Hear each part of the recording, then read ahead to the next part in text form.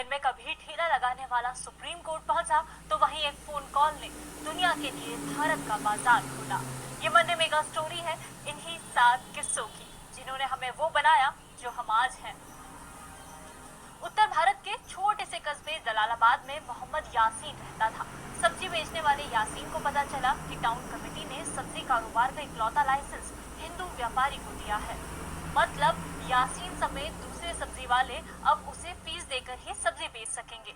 यासीन इस मसले को लेकर सुप्रीम कोर्ट पहुंचा और टाउन कमेटी को रिट ऑफ मैंडेमस जारी करने की गुहार लगाई। उसने सुप्रीम कोर्ट से कहा, टाउन कमेटी का नया नियम न केवल मेरे अधिकार क्षेत्र से बाहर है, बल्कि ये मेरे कारोबार करने और व्यवसाय चुनने के मौलिक अधिकार को भी छीनता है। यासीन आजाद भारत का पहला नागरिक था जो मौलिक अधिकार पाने सीधे सुप्रीम कोर्ट पहुंचा। 10 अक्टूबर 1962, समय सुबह 8 बजे, जगह नमकाचू। 600 चीनी सैनिकों ने भारतीय पोस्ट पर हमला किया। वहां हमारे महज 56 जवान मौजूद थे। 10 दिन बाद ही 2 और जोरदार हमले हुए, अक्साई चिन और मैकमोहन लाइन के पार। चीन के इस हमले के लिए भारतीय सैनिक तैयार नहीं थे। न ऊंचाई पर लड़ने की ट्रेनिंग थी और न ही हथियार। फायदा चीन ने उठाया और महज 4 दिन में अक्साई चिन पर कब्जा कर अरुणाचल और असम की तरफ बढ़ने लगा। 20 नवंबर की रात चीन ने एक तरफा युद्ध विराम की घोषणा की। हम ये जंग हार गए थे, लेकिन हमने सबक लिया, सेना को मजबूत और मॉडर्न बनाया, सीमाओं पर भारतीय जवानों की संख्या बढ़ाई और फिर कभी नहीं हारे। एटॉमिक एनर्जी कमीशन के चेयरमैन डॉक्टर होमी जहांगीर भाभा ने प्रधानमंत्री जवाहरलाल नेहरू को चिट्ठी लिख कहा, सोर्सेस से पता चला है कि चीन इसी साल परमाणु बम टेस्ट कर भारत जैसे पड़ोसी देश पर हमला कर सकता है। उसे परमाणु हथियार बनाकर ही रोका जा सकता है। इसके बाद तैयारियां और कुछ सालों में मॉडल बनाया गया।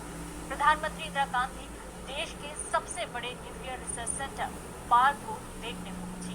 वहां चेयरमैन होमी सेतना उन्हें अपने दफ्तर ले गए और दराज से एक मॉडल निकालकर कहा, मैडम, ये भारत के पहले परमाणु बम का मॉडल है। सेना ने इंदिरा से परमाणु परीक्षण की इजाजत दी। औपचारिक इजाजत मिलने के बाद राजस्थान के पोखरण में टेस्ट हुआ।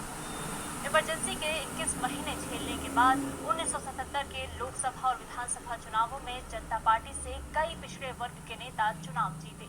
बिहार के मुख्यमंत्री कर्पूरी ठाकुर ने सरकारी नौकरियों में पिछड़े वर्ग के लिए 20% आरक्षण का कानून बनाया। इससे केंद्र की जनता पार्टी पर भी दबाव बनाया गया कि उन्होंने अपने घोषणा पत्र में ऐसे आयोग के गठन की घोषणा की थी। 20 दिसंबर 1978 को मोरारजी देसाई की सरकार ने पिछड़ा वर्ग आयोग के गठन की अधिसूचना जारी की। इसे मंडल आयोग कहा गया। आयोग की जिम्मेदारी वीपी मंडल को दी गई। दिसंबर 1989 से शुरू हुए वीपी सिंह के राज में मंडल आयोग की सिफारिशें लागू हुई। देखते ही देखते पूरे देश में आरक्षण के विरोध की आग भड़क उठी। ये वो फैसला बना जिसने एक नए राजनीतिक और सामाजिक ताने बाने को खड़ा किया। 21 जून 1991 को नरसिम्हा राव भारत के प्रधानमंत्री बने। इसके 2 दिन पहले ही उन्हें बताया गया कि भारत के आर्थिक हालात बहुत खराब हैं। नरसिम्हा राव को वित्त मंत्रालय संभालने के लिए एक चेहरा चाहिए था। उनकी ये खोज जाकर रुकी मनमोहन सिंह पर। शपथ ग्रहण से 3 घंटे पहले मनमोहन सिंह के पास खुद पीवी नरसिम्हा राव फोन करते हैं। उन्होंने कहा, मैं आपको वित्त मंत्री के रूप में चाहता हूँ। अगर हम सफल होते हैं तो हम दोनों को श्रेय मिलेगा, लेकिन अगर असफल तो आपको जाना पड़ेगा। मनमोहन सिंह वित्त मंत्री बने। भारत के बाजार दुनिया के लिए खुले और हमें तरक्की की दौड़ लगा दी। अमेरिकी राष्ट्रपति जॉर्ज बुश भारत के दौरे पर आए, जिससे हमारे और अमेरिका के बीच परमाणु करार हो सके। उस वक्त के प्रधानमंत्री मनमोहन सिंह इस करार के लिए तैयार थे, लेकिन वामपंथी पार्टियां इसका विरोध कर रही थी। मनमोहन सरकार दबाव में थी क्योंकि लेफ्ट पार्टियों का समर्थन वापस लेते ही सरकार गिर सकती थी। मनमोहन सिंह अड़ गए। उन्होंने साफ कर दिया कि अगर कांग्रेस झुकी तो वो इस्तीफा दे देंगे।